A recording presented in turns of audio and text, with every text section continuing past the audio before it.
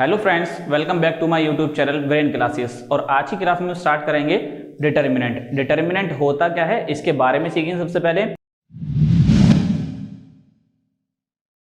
तो यहाँ पे हम सबसे पहले ये सीखेंगे कि हम मैट्रिक्स का एक्सपेंशन क्यों नहीं करते हैं और डिटर्मिनेंट का एक्सपेंशन क्यों करते हैं, जबकि डिटर्मिनेंट जो होता है वो मैट्रिक्स के ही थ्रू जनरेट होता है। डेफिनेशन ऑफ अ डिटर्मिनेंट होता क्या है, इसमें होता है the determinant is a scalar value.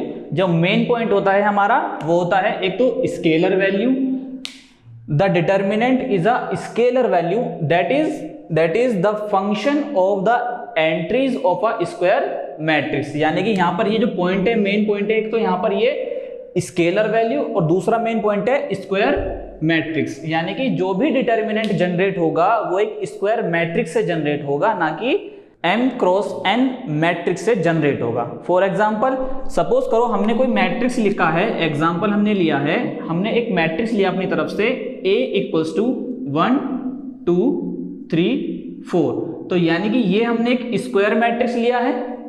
अब ये स्क्वायर मैट्रिक्स क्या होता है? स्क्वायर मैट्रिक्स ऐसा मैट्रिक्स होता है जिसका ऑर्डर हमेशा क्या होना चाहिए? सेम होना चाहिए। यानी कि m equals to n, m और n क्या होता है? रो और कॉलम, यानी कि number of row equals to number of column, वो होता है हमारा स्क्वायर मैट्रिक्स। ठीक है, स्क्वायर मैट्रिक्स समझ में आ गया। देखो तो यानी कि ये एग्जांपल हमारे स्क्वायर मैट्रिक्स का हुआ। अब यहां से जब डिटर्मिनेंट जनरेट होगा तो ये बनेगा हमारा a का मोड, इसको कभी भी a मोड से डिनोट करते हैं। ठीक है, इक्वल्स टू ये बनेगा हमारा 1 2 3 4, इसको बोलेंगे हम डिटर्मिनेंट ऑफ a। ठीक है, जो कि जनरेट हुआ है किससे? ए मैट्रिक्स से। अब इसका एक्सपेंशन कैसे करते हैं? बहुत ही सिंपल है। देखिए, कभी भी डिटर्मिनेंट का अगर हमें एक्सपेंशन करना हो तो यहां पर सबसे पहला पॉइंट याद रखना है तुम्हें, हमेशा फर्स्ट एलिमेंट, लेफ्ट में जो फर्स्ट एलिमेंट होगा उसका डायगोनल वाइज मल्टीप्लाई करेंगे, जिसको हमने यहां पर मेन डायगोनल कहा था डिटर्मिनेंट, सॉरी मैट्रिक्स में हमने इसको मेन डायगोनल कहा था, इस वाले पॉइंट को मेन डायगोनल। ठीक है, और दूसरा पॉइंट यहां पर पहले मेन डायगोनल से मल्टीप्लाई करेंगे, फिर एक नेगेटिव साइन आएगा, फिर इसकी मल्टीप्लाई इसमें करेंगे। जैसे हमने पहले मल्टीप्लाई करना है 1 इंटू 4, फिर एक नेगेटिव साइन आएगा माइनस, फिर इसकी मल्टीप्लाई इसमें करेंगे 3 इंटू 2, तो ये बन जाएगा हमारा 4 माइनस 6 इक्वल्स टू -2। इसको बोल देंगे हम वैल्यू ऑफ दिस डिटर्मिनेंट, जो हमने बोला था डेफिनेशन में scalar value. Scalar value second point क्या था? Square matrix. स्क्वायर मैट्रिक्स से ये जनरेट हुआ है, यानी कि ये एक स्क्वायर मैट्रिक्स हुआ। ठीक है, उससे जनरेट हुआ है क्या? डिटर्मिनेंट। डिटर्मिनेंट का ऑर्डर क्या होना चाहिए? हमेशा ऑर्डर क्या होगा? m क्रॉस m या n क्रॉस n। यानी कि कहने का मतलब ये है यहाँ पर कि नंबर ऑफ रो इक्वल होना चाहिए नंबर ऑफ कॉलम। ठीक है, ये हो गया हमारा डिटर्मिनेंट की डेफिनेशन। हमने यहाँ पे सीखा कि डिटर्मिनेंट होता क्या है। दो पॉइंट इसमें मेन होते हैं, स्केलर वैल्यू और स्क्वायर मैट्रिक्स, वो मैंने समझा दिया है यहाँ पर एग्जांपल के साथ। अगर नहीं समझ में आया तो एक और एग्जांपल से समझते हैं। मान लो कोई भी डिटर्मिनेंट लिया है हमने, सॉरी मैट्रिक्स लेते हैं पहले, मैट्रिक्स से ही हमारा डिटर्मिनेंट जनरेट होता है। मैट्रिक्स हमने लिया 3 4 1 और ये 7। ठीक है, तो इसका डिटर्मिनेंट क्या बनेगा? ए के मोड से डिनोट करते हैं या डिटर्मिनेंट ऑफ ए से डिनोट करेंगे हम इसको। ठीक है, तो ये बन जाएगा हमारा डिटर्मिनेंट क्या बनेगा? 3 4 1 7। अब यहां पर इसको एक्सपेंशन कैसे करते हैं? पहले मेन डायगोनल वाइज मल्टीप्लाई करेंगे, तो ये कितना हो जाएगा? 3 इंटू 7, फिर एक नेगेटिव साइन आता है 1 इंटू 4, तो ये बन जाएगा 3 इंटू 7 कितना हो जाएगा? 21 माइनस 4, तो ये कितना बचेगा हमारा? 17 बचेगा। तो ये हमारा इसका आंसर, यानी कि इस डिटर्मिनेंट की वैल्यू आ जाएगी हमारी 17। देखिए, अभी हमने डिटर्मिनेंट सीखा, लेकिन हमने कितने ऑर्डर का सीखा है? अभी ये दोनों एग्जांपल से सीखा हमने 2 क्रॉस 2 का डिटर्मिनेंट था ये। अब हम सीखेंगे कि 3 क्रॉस 3 का डिटर्मिनेंट को कैसे सोल्व करते हैं, हम कैसे उसका एक्सपेंशन करते हैं। एग्जांपल से समझते हैं। सपोज करो मैंने एक मैट्रिक्स माना है, सबसे पहले ए कोई मैट्रिक्स मैंने नाम दे दिया उसको, मैंने मैट्रिक्स माना 1 2 3 4 5 6 और ये 2 1 3। तो इसका डिटर्मिनेंट क्या बनेगा? इसका डिटर्मिनेंट बनेगा हमारा 1 2 3 4 5 6 2 1 3।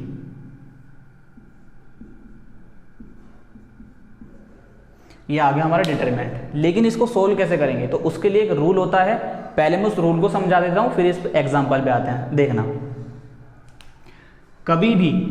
कभी भी अगर आपको 3 क्रॉस 3 का डिटरमिनेंट दिया होता है तो उसका एक्सपेंशन इस रूल से करेंगे, plus minus plus minus plus minus plus minus plus. यानी कि अगर आप फर्स्ट रो के रेस्पेक्ट में एक्सपेंशन करते हो तो आपको first element positive, second element negative and third element positive लेना पड़ेगा। अगर आप फर्स्ट कॉलम के रेस्पेक्ट में कर रहे हो तो first positive, second element negative, third element positive. अगर सेकंड कॉलम के रेस्पेक्ट में कर रहे हो एक्सपेंशन तो फर्स्ट एलिमेंट आपको नेगेटिव लेना पड़ेगा, सेकंड एलिमेंट आपको पॉजिटिव लेना पड़ेगा और थर्ड एलिमेंट आपको नेगेटिव लेना पड़ेगा। इस रूल को समझते हैं, यहाँ पर इसका मतलब क्या है। तो मैं एक्सपेंशन करता हूँ तो मैं इसका R1 के रेस्पेक्ट में एक्सपेंशन कर रहा हूँ अभी, ठीक है। R1 यहाँ पर मैं लिख देता हूँ किसके रेस्पेक्ट में मैं एक्सपेंशन कर रहा हूँ। मुझे एक्सपेंशन किसके रेस्पेक्ट में करना है? R1 के। देखते हैं, अगर हम फर्स्ट एलिमेंट कितना है हमारा? 1। साइन कैसे लेना है? पॉजिटिव साइन लेना है, तो हमने पॉजिटिव साइन ले लिया। उसके बाद इसका एक सब डिटर्मिनेंट बनाएंगे। सब डिटर्मिनेंट क्या होता है? इस एलिमेंट के कॉलम और इसी एलिमेंट के रो को आप एलिमिनेट कर दो। यानी कि अगर हम कॉलम और रो को एलिमिनेट कर देंगे तो क्या बनेगा? 5 6 1 3। तो इसको लिख दो आप 5 6 1 3। फिर दूसरा साइन कैसे लेना है? नेगेटिव, तो नेगेटिव लेंगे। R1 के रेस्पेक्ट में कर रहे हैं तो सेकंड एलिमेंट कैसा है? 2। अब यहां पर क्या करेंगे? इसका कॉलम कितना है? ये है कॉलम इसका रो कितना है? ये इसका रो। तो क्या बचा होगा आपका? ये बचा होगा 4 6 2 3। यहां पर लिख दो आप 4 6 2 3, ठीक है। और थर्ड एलिमेंट कैसे लेना है आपको? पॉजिटिव लेना है। थर्ड एलिमेंट पॉजिटिव लेना है। उसके बाद एलिमेंट क्या है हमारा? 3 है। उसका रो क्या बनेगा? रो बनेगा इसका, ये रहा रो, और इसका कॉलम कितना है? ये रहा। तो क्या बचा होगा हमारे पास? 4 5 2 1। इसको लिख दो यहाँ पर 4 5 2 1। अब ये हमारा 2 क्रॉस 2 का डिटर्मिनेंट बन गया है। इसका एक्सपेंशन हम यहाँ पर इस वाले एग्जाम्पल में सीख चुके हैं। देखिए एक्सपेंशन कैसे करेंगे? 1 हमने पहले मल्टीप्लाई ऐसे करते हैं, यानी कि मेन डायगोनल वाइज 5 की मल्टीप्लाई 3 में करेंगे 15 माइनस, फिर मल्टीप्लाई ऐसे करेंगे हम यहाँ पर ये बन जाएगा हमारा 6 माइनस 2। इसकी मल्टीप्लाई इसमें करेंगे कितना हो जाएगा? 4 × 3 12 माइनस 12 प्लस 3 4 × 1 4 माइनस 5 × 2 ये हो जाएगा हमारा 10, ठीक है। 5 में से 6 जाएगा तो कितना बचेगा? 9 बचेगा। माइनस 12 माइनस 12 0 हो जाएगा। 0 की मल्टीप्लाई 2 में करेंगे तो ये कंप्लीट 0 हो गया।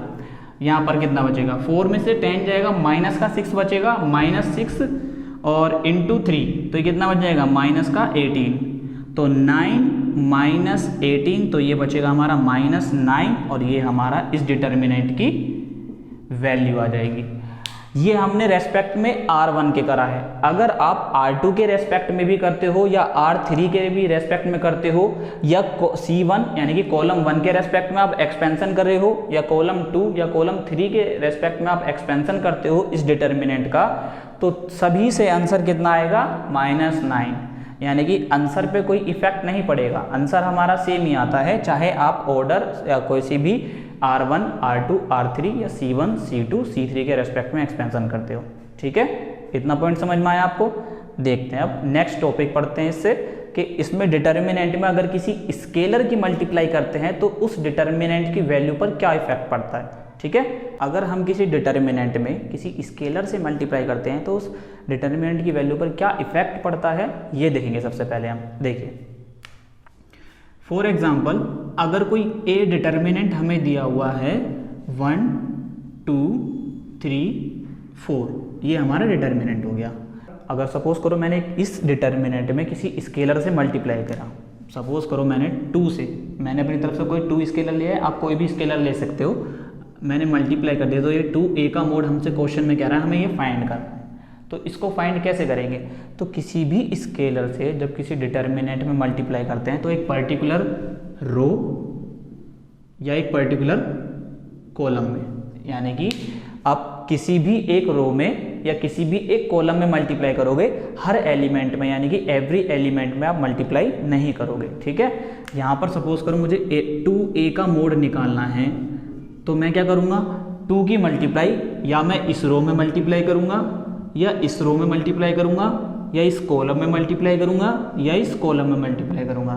देखिए सपोज करो मैंने R1 में मल्टीप्लाई करा, अपनी तरफ से मैं लेके चल रहा हूँ R1 में, आप R2 भी ले सकते हो, C1 भी ले सकते हो, C2 भी ले सकते हो। देखते हैं 2 4 3 4, ये हमारा डिटर्मिनेंट बन गया।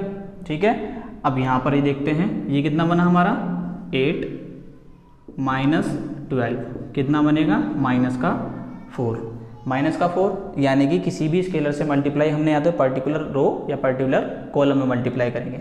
इसका मतलब क्या है, किसी स्केलर से मल्टीप्लाई करने का मतलब ये है कि अगर हम a का मोड सोल्व करते हैं, अगर हम a के मोड को सोल्व करते तो यहाँ पर तो ये बनता हमारा 4 माइनस 6 कितना आता है -2, ये a के मोड की वैल्यू आई है वो। अब ये देखो ये a का मोड है, अगर मैं इसी में 2 से मल्टीप्लाई कर दूं, इसी में अगर मैं 2 से मल्टीप्लाई करता हूँ 2 माइनस 2, तो इसको मैं क्या लिखता हूँ 2a का मोड। ये वैल्यू देखो इसके इक्वल है या नहीं, यानी कि उस डिटर्मिनेंट की वैल्यू पर कोई इफेक्ट नहीं पड़ेगा। अगर हम 2 से मल्टीप्लाई या 3 से मल्टीप्लाई कर देते हैं तो जो वैल्यू यहाँ भी आनी थी वो वैल्यू यहाँ भी आई है। पॉइंट क्लियर हुआ? नहीं पॉइंट क्लियर हो रहा, एक बार और रिपीट करता हूँ। यहाँ पर हमने a का मोड की वैल्यू निकाली -2, अगर हमने 2 से मल्टीप्लाई करा तो पूरे वैल्यू में ही मल्टीप्लाई हुआ है। ठीक है, और इसकी वैल्यू हमने निकाली है तो कितनी आई है -4, ये दोनों -4 ही तो थे। ठीक है, ये पॉइंट क्लियर हुआ। अब यहाँ पर ये समझते हैं, अब नेक्स्ट पॉइंट में हम क्या समझेंगे, नेक्स्ट पॉइंट में हम ये समझेंगे अगर हम स्केलर से मल्टीप्लाई पहले करते हैं उसके बाद उस डिटर्मिनेंट की वैल्यू निकालते हैं तो इस वैल्यू पर क्या इफेक्ट पड़ेगा। ठीक है, नहीं समझ में आया, चलो एग्जाम्पल से समझते हैं इस पॉइंट का मतलब क्या है। मैंने कोई ए मैट्रिक्स लिया, उसमें मैंने किसी स्केलर से मल्टीप्लाई किया। ठीक, अगर मैंने इसका डिटर्मिनेंट निकाला है, ठीक, वो किसके इक्वल होगा, वो होगा k की पावर n इंटू a के मोड के। अब ये n कहाँ से आया, यहाँ पर ये जो n है where a is n cross n matrix. a क्या है, a हमारा n क्रॉस n का मैट्रिक्स है एंड k इज स्केलर। ठीक है, a जो है n क्रॉस n का मैट्रिक्स है और k क्या है, कोई स्केलर है। यहाँ पर ये पॉइंट क्लियर हुआ। अगर किसी मैट्रिक्स में किसी स्केलर से मल्टीप्लाई करने के बाद उसका डिटर्मिनेंट निकालते हैं हम, ठीक है, वो इक्वल होगा उस स्केलर के k की पावर n और इनटू डिटर्मिनेंट ऑफ a के। एग्जाम्पल से समझते हैं इसका मतलब क्या है। यहाँ पर हम एक मैट्रिक्स मान के चलते हैं a, हमने 2 क्रॉस 2 का मैट्रिक्स माना यहाँ पर 2 3 4 5। ठीक है, 2 3 4 5 ये हमने मैट्रिक्स माना। यहाँ पर ये कह रहा है पहले इस मैट्रिक्स में किसी स्केलर से मल्टीप्लाई करिए। सपोज करो हमने इस मैट्रिक्स में 3 से मल्टीप्लाई कर दिया, 3 से मल्टीप्लाई कर दिया। इस मैट्रिक्स का ऑर्डर कितना है, 2 क्रॉस 2 का। ठीक है, तो यहाँ पर हम अगर 3 से मल्टीप्लाई करते हैं तो ये 3a इक्वल्स टू क्या बनेगा, मैट्रिक्स में कभी भी मल्टीप्लाई करते हैं तो हर एलिमेंट में मल्टीप्लाई होती है, तो मैट्रिक्स बनेगा इसका 3 2 जा 6, 3 3 जा 9, 3 4 जा 12 एंड 3 5 जा 15। ठीक है, ये बन गया हमारा मैट्रिक्स। लेकिन उसका हमें क्या निकालना है अब, डिटर्मिनेंट 3a का मोड इक्वल टू। क्वेश्चन में क्या कह रहा है ये 3a का मोड, अब इसको 6, 9, 12, 15 हमने इसको डिटर्मिनेंट में जनरेट कर दिया है। तो यहाँ पर इसकी मल्टीप्लाई इसमें करेंगे पहले 15 इंटू 6 कितना बनेगा 15 छिक्का 90 यानी कि 90 माइनस ये हो जाएगा 108। ठीक है, अब कितना बचेगा यहाँ से 10 और ये बन जाएगा माइनस का 18। ठीक है, माइनस का 18 बचा, ये आ गया हमारा 3a का मोड। लेकिन क्वेश्चन में क्या कह रहा है ये किसके इक्वल आना चाहिए k की पावर n, और k क्या था कोई स्केलर। यहाँ पर k क्या कह रहा है कोई स्केलर वैल्यू है, स्केलर है तो यहाँ पर हमारा ये इक्वल आना चाहिए। अगर हम a का मोड निकालें, यहाँ पर a का मोड निकालना पड़ेगा पहले। a का मोड क्या है, a कोई मैट्रिक्स है हमारा 2, 3, 4, 5। ठीक है, इसका मोड कैसे निकालेंगे 5 2 जा 10 माइनस 4 3 जा 12, तो कितना आ गया माइनस का 2 आ गया। ठीक है, माइनस का 2 आया। ये यहाँ पर हमारा जो k था कोई स्केलर था, लेकिन क्वेश्चन में स्केलर वैल्यू कितनी लिया हमने 3, तो यहाँ पर k इक्वल्स टू 3। n क्या था ऑर्डर, n क्या है हमारा मैट्रिक्स का ऑर्डर। यहाँ पर मैट्रिक्स का ऑर्डर कितना है 2 क्रॉस 2 यानी कि n की वैल्यू आ गई हमारी 2। अगर हम राइट हैंड साइड के अकॉर्डिंग देखें तो ये आएगा 3 की पावर 2 इंटू में a का मोड। इस ये वैल्यू आती कितनी है, ये देखो 3 का स्क्वायर 9 इंटू में a का मोड कितना है हमारा माइनस का 2, a का मोड कितना है हमारा -2, तो ये -2 हो जाएगा, कितना आ गया -18। हमने यही तो बोला था अगर किसी मैट्रिक्स में किसी स्केलर से मल्टीप्लाई की जाए फिर उसका डिटर्मिनेंट निकाला जाए वो इक्वल होगा स्केलर की पावर n इंटू a के मोड के, जो कि क्वेश्चन के अकॉर्डिंग इक्वल आ रहा है हमारा। यहाँ पर देखो यानी कि 3a का मोड इक्वल आ रहा है सॉरी 3a का मोड इक्वल आ रहा है किसके 3 की पावर 2 a के मोड के, ये प्रॉपर्टी। ठीक है, ये आंसर हमारा वेरीफाई भी कर लिया हमने।